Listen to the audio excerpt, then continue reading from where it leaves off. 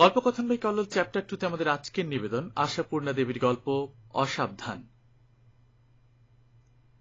এইমাত্র লীলা মাসিমা বিদায় নিলেন। বিগত 3টি দিন তিনি এখানে অবস্থান করেছেন এবং চিরপ্রথানুযায়ী ভগিনীপুত্রের পকেট শোষণ ও তস্যবধূর অস্থিদাহনরূপ মহৎকর্মটি পরিপাটিভাবে সমাধা করেই বিদায় নিয়েছেন। তবু বিদায় পর্ব মিটিয়ে সেই গৃহিণী যখন প্রায় ফেটে পড়ে বলে উঠলেন, উফ, গত জন্মে কত ধার ছিল তোমার লীলামাসির কাছে তাই ভাবছি, তখন কিন্তু হাতের ইশারায় তাকে নিবৃত্ত হবারই অনুরোধ জানালাম। অর্থাৎ থাক, কোনো মন্তব্য নয়। হ্যাঁ, সংকল্প করেছি কারো বিদায় নেওয়ার সঙ্গে সঙ্গেই তার সম্বন্ধে কোনো মন্তব্য আর করব না। কেন সংকল্প করেছিলাম সেটাও নতুন করে মনে পড়ে গেল। গৃহিণী অবশ্য আমার এই ভাব পরিবর্তনে সুখী হলেন না। বেশ কিছুক্ষণের আলোচনার মধ্য দিয়ে তিনি এই 3 দিনের পুঞ্জীভূত হৃদয় উত্তাপ কিছুটা শীতল করে নেবার ইচ্ছা তার ছিল, কিন্তু এহেন স্পষ্ট নিষেধে আহত হয়ে গেলেন। অবশ্য আহত হয়ে চুপ করে গেলেন এ মনে করলে ভুল হবে। তিক্ত হাসির আমেজ মাখানো একটি প্রশ্নবাণ সঙ্গে সঙ্গে ছুড়লেন, কেন, লীলামাসির জন্য মন কেমন করছে নাকি? হেসে বললাম, অসম্ভব, কি করতে পারে না? পারবে না কেন, মহাপুরুষদের পক্ষে কি না সম্ভব, বলে খরখর করে উঠে চলে গেলেন। ফিরে আর ডাকা হল না। বসে বসে ভাবতে লাগলাম ও সংকল্পটা কেন করেছিলাম তাই বলছি। তবে সে গল্প লীলামাসির নয়, জগমামার। অনেকদিন পর হঠাৎ একটু হাতে সময় পেয়েছিলাম। ভাবছিলাম এই দুর্লভ বস্তুটি নিয়ে কি করা যায়, মানে কি করলে সত্যিকারের সদ্ব্যয় হয় সময়টার। কাজের চাপে তো আত্মীয় স্বজনের নাম ভুলে যেতে বসেছি। যেসব আত্মীয়ের বাড়িতে আগে প্রায়ই যেতাম এবং এখন আর মোটেই যাই না, তাদের কারো বাড়ি ঘুরে আসব। একে একে অনেকগুলো বাড়ি মনে করলাম, পছন্দ হলো না কোনোটাই। রমেনদার বাড়ি সব থেকে বেশি যেতাম। সেই বাড়ির কথা মনে হতেই শেষ যেদিন গিয়েছিলাম মনে পড়ে গেল সেদিনের কথা। বৌদি এমন বিশ্রী রকমের বুড়িয়ে গেছেন, কথা কয়ে কোনো সুখ হয়নি। ছেলে মেয়েগুলো বড় হয়ে গেছে, কথাই কওয়া গেল না। আর রমেনদা খুঁটিয়ে খুঁটিয়ে আর ঘুরিয়ে ফিরিয়ে নানা প্রশ্নের টোপ ফেলে ক্রমাগত জানতে চেষ্টা করলেন আজকাল কত রোজগার করছি আমি। এছাড়া যেন আমার সম্বন্ধে প্রশ্ন করবার আর কিছুই নেই। ছোটবেলা থেকে ক্যামেরার শখ ছিল। সেই শখের সমুদ্রে ভাসতে ভাসতে আর অনেক ঘাটের জল খেতে খেতে শেষ পর্যন্ত পরিণত হয়েছি ক্যামেরাম্যানে। কাজ কখনো থাকে কখনো থাকে না। অবশ্য যখন কাজ থাকে না তখনই ব্যস্ত থাকি বেশি। সে যাই হোক, ক্যামেরাম্যানের পদ পাওয়া পর্যন্ত আত্মীয়বর্গের ধারণা জন্মেছে আমি বোধহয় লাল হয়ে গেছি। কারণ সিনেমা লাইন সম্বন্ধে ওরা আর কিছু জানুন আর না জানুন, ও লাইনে যে পয়সা জিনিসটা ছড়ানো থাকে এটা সকলেই জানেন। কাজে আমার ব্যাপারে কৌতূহলের আর শেষ নেই ওদের। দেখা হলে সাধারণ কুশল বার্তা অথবা আমার স্ত্রী পুত্রের খবর কেউ জানতে চান না। প্রথম প্রশ্ন আসে, নতুন কি তুলছ? পরবর্তী প্রশ্ন, কত পাবে এতে? তোর চাই, রমেনদার বাড়ি আর যাই না। বিনা মাসিমা, নতুন কাকি, বসন্ত মামা, সত্যহরি, অবনী সবাইকে মনে করলাম। না, ওরা আবার সিনেমার পাশ পান না বলে তেমন প্রাণ খুলে কথাই বলেন না। কলকাতা শহরে যত ছবি উঠছে তার সব ছবি বিনি পয়সায় দেখানো আমার পক্ষে সম্ভব কিনা সে তাদের বোঝানো যায়নি। হঠাৎ মনে হলো আত্মীয়দের যে নাম ভুলে যেতে বসেছি, সে কি শুধু সময়ের অভাবে না মানসিক অসৎভাবে? তাহলে কি দক্ষিণেশ্বর ঘুরে আসব, কিংবা বেলুড়, অথবা? হঠাৎ সীতানাথ এসে জানান দিল, বাবু, একটা বুড়ো মতন বাবু আপনার সঙ্গে দেখা করতে চাইছে। মাথায় হাত দিয়ে পড়লাম, ব্যাস হয়ে গেল। হঠাৎ পাওয়া সময়টুকুকে হত্যা করার জন্য পয়সা খরচ করে আর যেতে হবে না কোথাও। সময়ের যমদূত এসেই গেছে। সিনেমা লাইনে ঢুকে পর্যন্ত দেখা করতে আসা লোকের অপ্রতুল ঘটেনি। মাঝে মাঝে ওই দেখা করতে আসার জ্বালায় তো পালিয়ে প্রাণ বাঁচতে ইচ্ছে করে। এসব যে উদ্দেশ্যমূলক দেখা করা, তার উপর আছে তাড়া তাড়া চিঠি। সে চিঠির ভাষা দেখলে অনেক বড় বড় সাহিত্যিকও ঈর্ষান্বিত হতে পারেন। জীবনে একবারের জন্য যদি পর্দায় আত্মপ্রকাশ করতে পাই, তাহলে হাসতে হাসতে আত্মহত্যা করতে পারি, এমন চিঠির অভাব নেই। আবার অনেকে অন্তত একটা চান্স না দিলে আত্মহত্যার ভয়ও দেখান। তাছাড়া বাড়িতে এসে হত্যা দেয়া সে তো আছেই। অনেক দুঃখের মূল্যে এই অভিজ্ঞতাটি সঞ্চয় করেছি। বাংলাদেশের তরুণ তরুণীর হৃদয়ে কাম্য স্বর্গ যদি কিছু থাকে তো সে হচ্ছে সিনেমার পর্দা।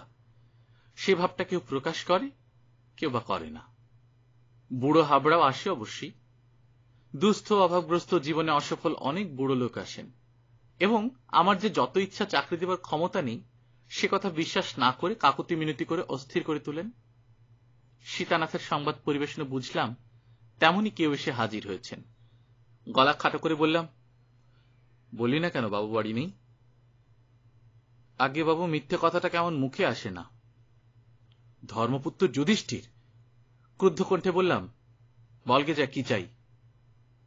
বলেছিলাম বাবু, বলল আপনার সঙ্গে দেখা করতে চায়। কে তার তো হলাম, শুনে প্রাণ ঠান্ডা হয়ে গেল একেবারে। যা, নিয়ে এখানে। বলার প্রায় সঙ্গে সঙ্গেই ঘরের মধ্যে উচ্চারিত হল, টাকার আর অপেক্ষা রাখলাম না বাবা, এসেই পড়লাম। এই যে রীতিমতো আত্মীয়তার সুর।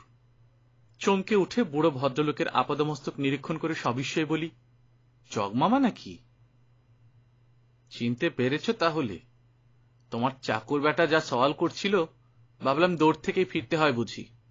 তোমার চাকর বাকরগুলো বুঝলে বাবা, অত্যন্ত বদ।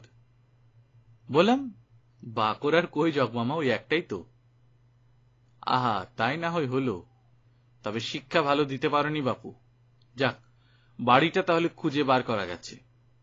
বললাম, তাই বটে, ঠিকানা পেলেন কোথায়? আরে বাবা, তুমি এখন একটা নামজাদা লোক, চেষ্টা করলে তোমার খোঁজ পাওয়া যাবে না, এ কি হয়? ওরে, তোর নাম কি? এক গ্লাস জল খাওয়া দিকিন। নিজেকে নামজাদা লোক বলে গণ্য হতে শুনলে পুলকিত হওয়াটাই স্বাভাবিক। মিথ্যে জানলেও খুশি না হয়ে উপায় নেই। সঙ্গে সঙ্গে মনে পড়ে জগমামাকে যথোপযুক্ত অভ্যর্থনা করা হয়নি। দুঃসম্পর্কের হলেও মামা তো বটে, বিশেষ করে যে মামা এখন আমার সম্বন্ধে সচেতন। আর কম দিন পরে দেখা, প্রায় তো চিনতেই পারছিলাম না। বললাম, মামা দাঁড়িয়ে রইলেন, বসুন বসুন। তারপর কেমন আছেন? আর থাকা থাকি, তুমি কেমন আছো তাই বলো। চলে যাচ্ছে একরকম। কতদিন পর দেখা বলুন তো মামা? তা হলো গিয়ে তোমার বছর 22। 22? সত্যি চমকে উঠলাম, এতটা আবার ভাবিনি। জগমামা বললেন, তা হবে না কেন, তোর মা মারা গেল 1933-এ। তারপর একবার মাত্র এসেছিলাম তোদের সেই শিখদের বাগানের বাড়িতে, ব্যাস, আর দেখা হলো কবে।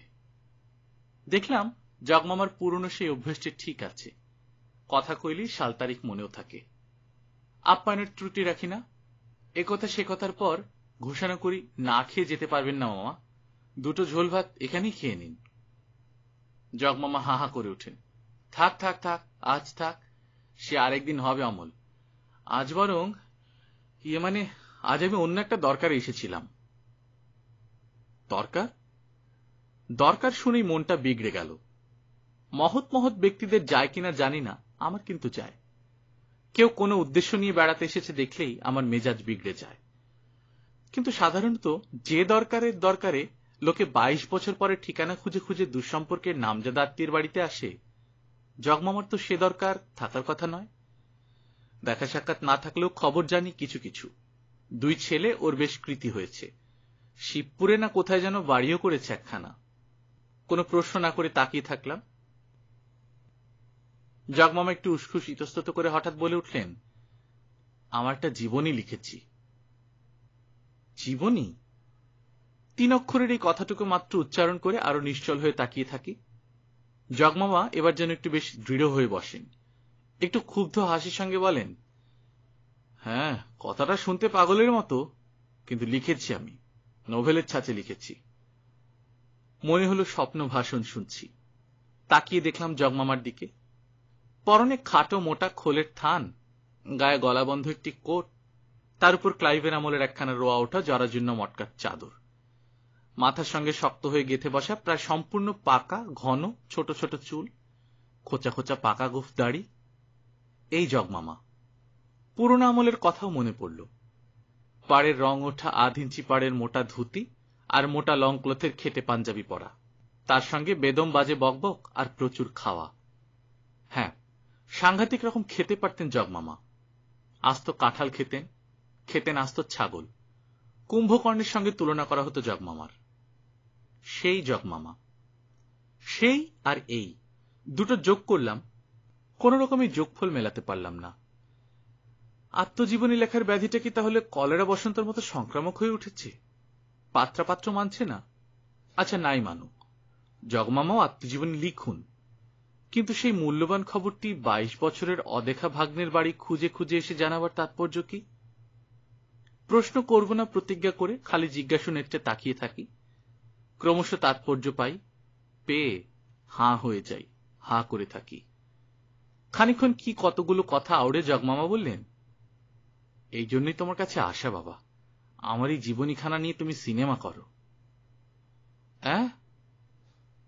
চমকাচ্ছ বটে, কিন্তু পড়ে দেখো তুমি, কেউ ধরতে পারবে না। সত্যিকার কাহিনী লিখেছি সদ্য নভেলের মতো করে, বুঝবে? আমার এই জীবনটাই, বুঝলে অমল, একখানা বিরাট উপন্যাস। জগমামার জীবনটা একটা উপন্যাস। কালে কালে আরো কত কি দেখতে হবে আমাকে, তাই ভাবছি। এতক্ষণ ধরে শুনলাম, তবু যেন নতুন করে হতাশ হয়ে বললাম, জীবনীখানাকে সিনেমা করতে বলছেন? হ্যাঁ বাবা, এতক্ষণ তাই তো বোঝালাম। আমি তোমার মামিকে আর তার সুপুত্র দুটিকে বুঝিয়ে দিতে চাই তাদের ব্যাপারটা কি। নিজের চোখে প্রত্যক্ষ দেখুক, দেখে চৈতন্য হোক। মুখে আসছিল, চৈতন্য তো সস্তা নয়, কিন্তু বললাম না। বললাম, কিন্তু সেটা কি ঠিক হবে? হবে না মানে? জগমামা উত্তেজিত হয়ে ওঠেন। ঠিক না হলে তো বইয়ে গেল আমার। বুঝুক না সবাই, তাই তো চাই। কাউকে রেয়াত করিনি আমি, সবাই চরিত্র রেখেছি এতে। আমার গুণধর ভাইদের, পাজির পাঝাড়া শালা দুটোর, বিচ্ছুর অবতার নাতিটার, এক ধার থেকে সব্বাইয়ের গদ্দার নিয়েছি, বুঝলে অমল? কাউকে ছেড়ে কথা কইনি। সিনেমার পর্দায় যখন বাছাধনরা সব নিজেদের দেখতে পাবেন, তখন মাথা হেঁট হয়ে যাবে। বুঝবেন বুড়ো চুপ করে থাকে বলেই হাবা বোকা নয়। মুখের উপর কাউকে কিছু বলতে পারি না, বুঝলে, তাই বোকা হয়ে থাকি। কিন্তু কত সহ্য করা যায়, রক্ত মাংসের শরীর তো।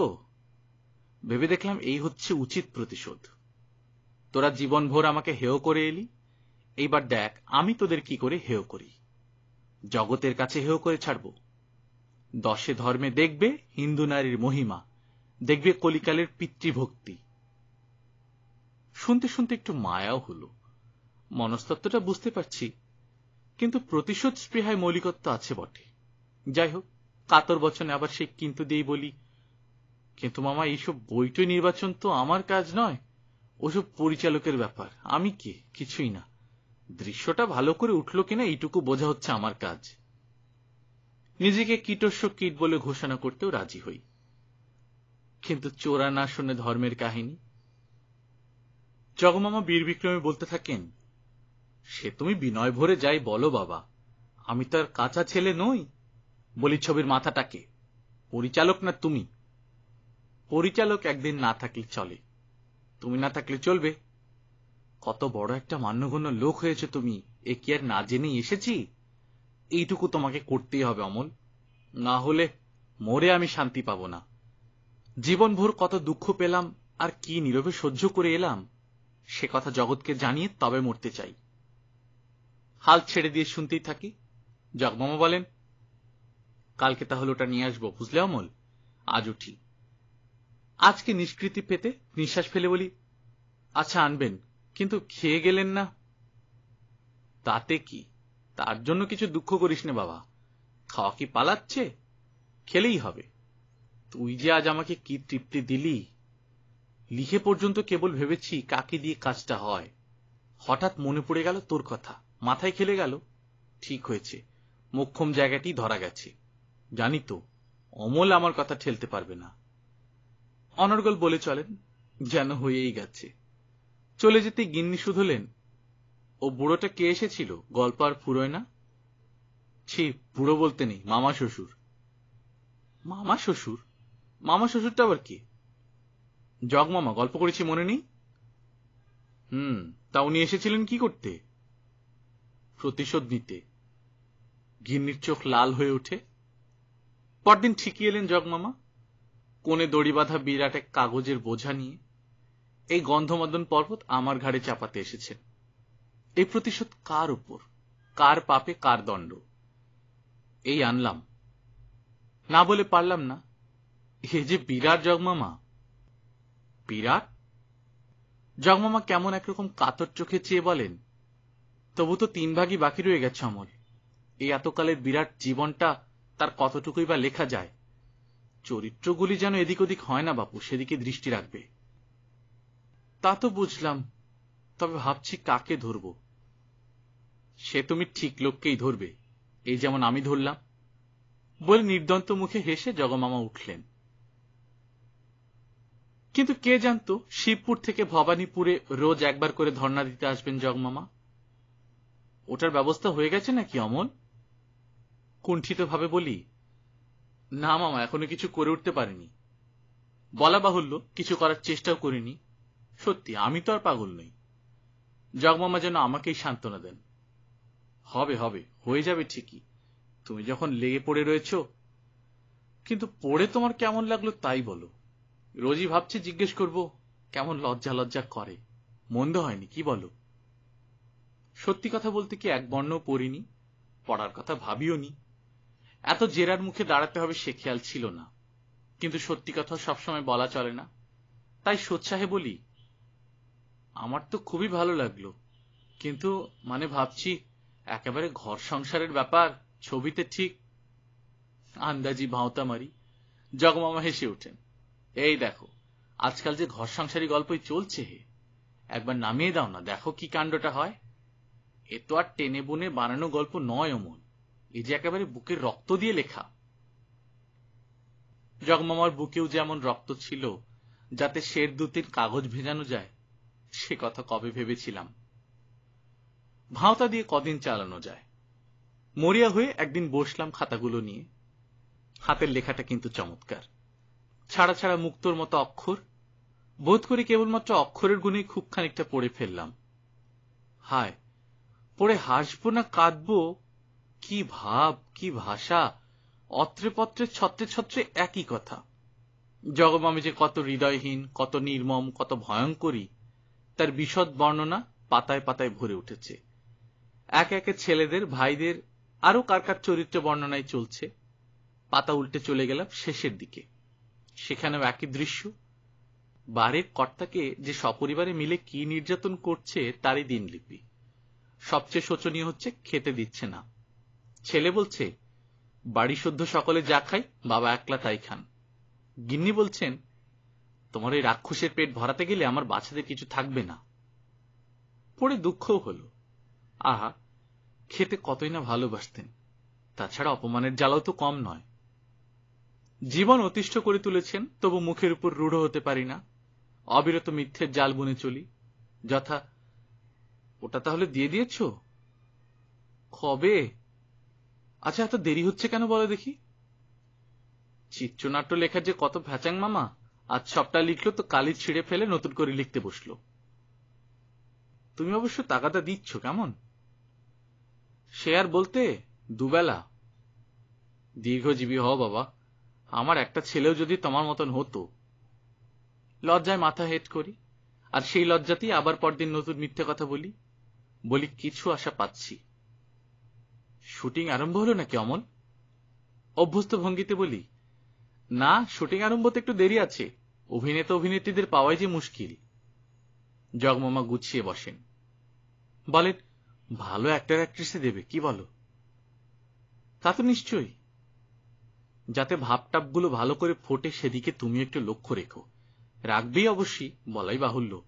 আর এই মাতঙ্গিনীর মানে গিন্নির পাটটা যে নেবে তাকে, আচ্ছা থাক, এখন থাক, আরম্ভ হোক। আচ্ছা অমল, ওরা একেবারে ঘাবড়ে যাবে কি বলো? চমকে বলি, কারা? আহা, তোমার মামি টামিদের কথা বলছি। বুঝতে পারলে যাবেন বই কি। বুঝতে পারবে না? লাইনে লাইনে মিলে যাবে, বুঝতে পারবে না। জগমামা উত্তেজিত হয়ে ওঠেন। তাহলে একটু ঘাবড়ে যাবেনি। একটু? এখনো যদি ওদের শরীরে ছিটে বিন্দু মনুষ্যত্ব থাকে, তাহলে লজ্জায় মরমে মরে যাওয়া উচিত। দাঁড়িয়ে উঠে পায়চারি করতে থাকেন জগমামা, অনেকটা চিড়িয়াখানায় বন্দি বাঘের মতো। শিবপুর থেকে ভবানীপুরে আসার বিরাম নেই। এইটা হলে আমি শান্তিতে মরতে পারি অমল। কি যে বলেন মামা, আপনি এখন অনেকদিন বাঁচবেন। থাক বাবা, তুমি আমায় ভালোবাসো, ও প্রার্থনা আর করো না। কিন্তু বড্ড যে গড়িয়ে যাচ্ছে অমল, কি হলো বলো তো? নতুন মিথ্যের অবতারণা করি, বলি কোম্পানির সঙ্গে পরিচালকের মনান্তর চলছে। ভাবি তবু খানিকটা সময় পাওয়া যাবে, ততদিনেও কি ধৈর্যের বাঁধ ভাঙবে না জগমামার? ক্রমশ যেন একটু হতাশ হতে থাকেন জগমামা। ছবি দেখে ওরা কি হয়ে যাবে সে আলোচনাটাও ফিকে মেরে যায়। তবু নিত্য নিয়মে এসে নির্দিষ্ট আসনটিতে বসে থাকেন চুপ করে, আর আমি ঘরে ঢুকলে প্রশ্ন করেন, কি অমল, ওদের ঝগড়া মিটল? আজ কিন্তু সে কথা বললেন না। আমাকে দেখেই বলে উঠলেন, অমল, আমি বলি কি, ওটা ছাড়িয়ে নিয়ে অন্য কোম্পানির হাতে দিয়ে দাও। আমার শরীরের অবস্থা আর তেমন ভালো বুঝছি না, তাই ভাবছি সেই হবেই শেষ পর্যন্ত। অথচ আমি দেখতে না পেলে তোমার আর আফসোসের শেষ থাকবে না। এবার একটু উঠে পড়ে লাগো বাবা। কিভাবে স্তোক দিয়েছিলাম আর কিভাবে বিদায় করেছিলাম মনে পড়ছে না। জগমামা চলে যেতেই গিন্নি এসে উকি দিয়েছিলেন, বলেছিলেন, বলি ব্যাপারটা কি, বুড়ো যে আমার বাড়ির মাটি নিল। আর বলো না, দরাজ গলায় বলে উঠি, পাগল করে ছাড়লেন। মিথ্যে কয়ে কয়ে তো জেরবার হয়ে গেলাম। ওর জীবনই তো ওই আমার আলমারির মাথায় পড়ে কাঁদছে। উনি এখন শুটিং এর স্বপ্ন দেখছেন। মানুষ যে কি করে এত বোকা হয়।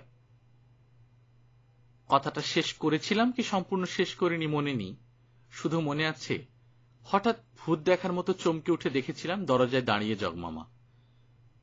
ঘরের কোণে যে জগমামার ছাতাটা দাঁড় করানো ছিল তা দেখিনি। সর্পাহতের মতো তাকিয়ে থাকলাম। না, সে অবধি আর আসেননি জগমামা, কিন্তু সে চোখ আর আজ পর্যন্ত ভুলতে পারলাম না। তাকে কি আলংকারিক ভাষায় সরাহত হরিণের দৃষ্টি বলে? সেই চোখের কোল দিয়ে গড়িয়ে পড়েছিল দুফোঁটা জল। আড়ষ্ট হয়ে দেখেছিলাম তাকিয়ে তাকিয়ে। ছাতাটা তুলে নিয়ে জগমামা ঘরের মাঝখানে একবার দাঁড়ালেন, যেন শূন্যকে উদ্দেশ্য করে রুদ্ধ কণ্ঠে বললেন, ভালোই করলে ভগবান, দুনিয়াটাকে চেনবার যেটুকু বাকি ছিল সম্পূর্ণ হল। সেই থেকে সাবধান হবার চেষ্টা করছি, কিন্তু মজ্জাগত অভ্যাস কতটুকুই বা যায়। অহরহে আমরা কত শত অসতর্ক মন্তব্য করি, কে হিসেব রাখে সে মন্তব্য কোথায় গিয়ে পৌঁছয়? হয়তো জগমামিও সত্যি পিশাচি নয়, হয়তো শুধুই অসতর্ক, কিন্তু সে কথা কে বোঝাবে জগমামাকে? গল্পকথন বাই কল্লোল চ্যাপ্টার 2 আপনারা শুনছিলেন আশাপূর্ণা দেবীর গল্প অসাবধান। আমরা নিয়মিত গল্প পাঠ করে শোনাচ্ছি। আপনারা যারা প্রথমবারের মতো শুনছেন, কাইন্ডলি সাবস্ক্রাইব করে নেবেন। গল্প পাঠ ভালো লাগলে বন্ধুদের সাথে শেয়ার করবেন। গল্পকথন বাই কল্লোল নামে আমাদের একটা ফেসবুক গ্রুপ আছে, লিঙ্কটা ডেসক্রিপশনে দিয়ে দিচ্ছি। আপনারা চাইলে সেখানে জয়েন করতে পারেন। নিজে ভালো থাকবেন, আশেপাশের লোকজনকে ভালো রাখবেন। টাটা।